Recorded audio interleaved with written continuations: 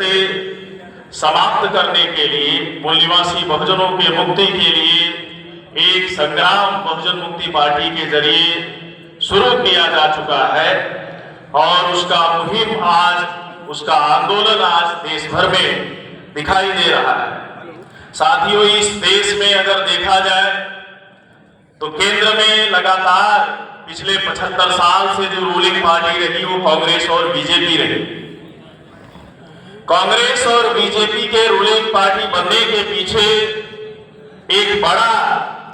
जो फैक्टर है इस देश में साथियों, रिलीजियस पोलराइजेशन का। रिलीजियस पोलराइजेशन के लिए इस देश में जब डेमोक्रेसी का फर्स्ट स्टेज 1918 में साउथ बरो कमीशन आया, जिसने विधिमंडलों के चुनाव का रिकमेंडेशन किया, तो उस वक्त जिनकी तादाद कल भी कम थी, आज के तारीख में भी कम है, वो 3.5% तादाद के लोगों के कान खड़े हो गए। क्योंकि डेमोक्रेसी का एक कायदा है, एक वसूल है कि जिसके अकाउंट में नंबर साफ वोट होंगे वो रूलर होंगे, जिसकी मेजॉरिटी ज्यादा होगी वो शासक होंगे। 3.5% लोगों ने देखा, आकलन किया, जिन्होंने इस देश में वर्ण व्यवस्था बनाई, जाति व्यवस्था बनाई, छुआछूत का सिस्टम, गैर बराबरी का सिस्टम या इंसानियत के तमाम हक और हकूक से महरूम करने वाले लोगों के बारे में सोचा कि जिन पर हमने ये सिस्टम थोपा, ब्राह्मणवादी मनुवादी व्यवस्था का, क्या लोकतंत्र में जब इन्हें वोट का अधिकार होगा तो हमें शासक चुनेंगे, हमें राजा चुनेंगे? कभी नहीं चुनेंगे। उस वक्त 3.5%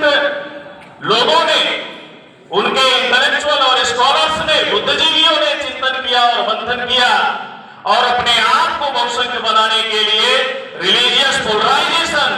की नींव रखने के लिए पहला ऑर्गेनाइजेशन 1922 में हिंदू महासभा बनाया और भारत में जो हिंदू नहीं थे उनकी बस्तियों में जाके कहना शुरू किया, गर्व से कहो हम हिंदू हैं। आज 100 साल से ज्यादा का एक लंबा अरसा बीत गया।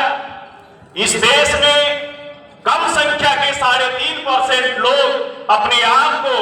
बहुसंख्य बनाने के लिए रिलीजियस पोलराइजेशन के सिस्टम पे काम कर रहे हैं और रिलीजियस पोलराइजेशन के कॉन्सेप्ट को पूरा करने के लिए हिंदू महासभा और आरएसएस जैसे कालांतर में 1925 में ऑर्गेनाइजेशन बनाए। उसकी एक निश्चित आइडियोलॉजी, एक निश्चित सिलेबस, एक निश्चित एजेंडा तैयार किया और उसके प्रिंसिपल एजेंडे में इस्लाम और मुसलमानों की मुखालफत का एजेंडा रखा। क्योंकि किसी न किसी को विलेन बनाए बगैर इस देश में बहुसंख्य समाज जो ओबीसी SC ST है वो हिंदू नहीं बन सकता, और हिंदू नहीं बन सकता तो बहुसंख्य 3.5% लोग जो ब्राह्मण है वो कैसे बहुसंख्य हो सकते हैं? इसलिए उन्होंने इस एजेंडे पे काम किया, इस्लाम और मुसलमानों को निशाना बनाने का काम किया और आज के तारीख में आरएसएस की आइडियोलॉजी से, एजेंडे से 2 शब्द निकाल दिए जाए तो आरएसएस की आइडियोलॉजी, आरएसएस की विचारधारा डेड हो जाएगी। वो 2 शब्द है इस्लाम और मुसलमान। अगर ये 2 शब्द आरएसएस की आइडियोलॉजी से निकाल दिए जाए तो जो 3.5% लोग हैं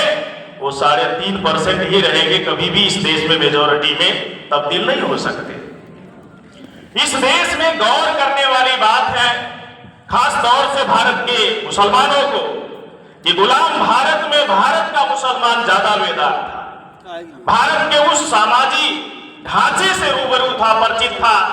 जो वर्ण का सिस्टम था, जाति का सिस्टम था, अस्पृश्यता का था, दासता का था, गुलामी का था। इस सिस्टम को बेहद करीब से जानता था और समझता था और शायद यही वजह है कि फूले साहू अम्बेडकर ने जो इस देश में मूल निवासी बहुजनों के मुक्ति का आंदोलन चलाया, उसके हर पड़ाव पे भारत के मुसलमानों ने साथ दिया।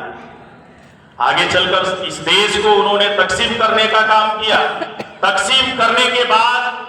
14 अगस्त 1947 के बाद से भारत को तकसीम करने वाले वो 3.5% तादाद के लोगों ने भारत के मुसलमानों को पॉलिटिकल लीडरलेस मेजॉरिटी में तब्दील करने का काम किया। तो हम ऐसा कह सकते हैं कि देश तकसीम होने के बाद भारत का मुसलमान पॉलिटिकल, सोशल और इंटेलेक्चुअल लीडरलेस मेजॉरिटी में तब्दील हुआ, जिसका खामियाजा आज तक उठा रहा है। आज कांग्रेस में, बीजेपी में जो मुस्लिम चेहरे हैं वो नाम निहाद यानी नाम मात्र के वो कायद है, कयादत है, लीडर है, वो सही मायने में मुसलमानों के कायद और नुमाइंदे नहीं है। अगर सही मायने में मुसलमानों के कायद और नुमाइंदे होते तो गुलाम भारत में जिन मुसलमानों की 33% सरकारी नौकरियों में हिस्सेदारी भागीदारी थी, चलो 33 का 34 नहीं होता, बात समझ में आती है, लेकिन 33 का तो 32 भी नहीं होना चाहिए था। तमाम ऐसे कायद कल भी ये नाम निहाद कांग्रेस जो पार्टी है और जो कम्युनल पार्टी है और सो कॉल्ड तमाम जो अलग अलग स्टेट में रीजनल पार्टियां हैं,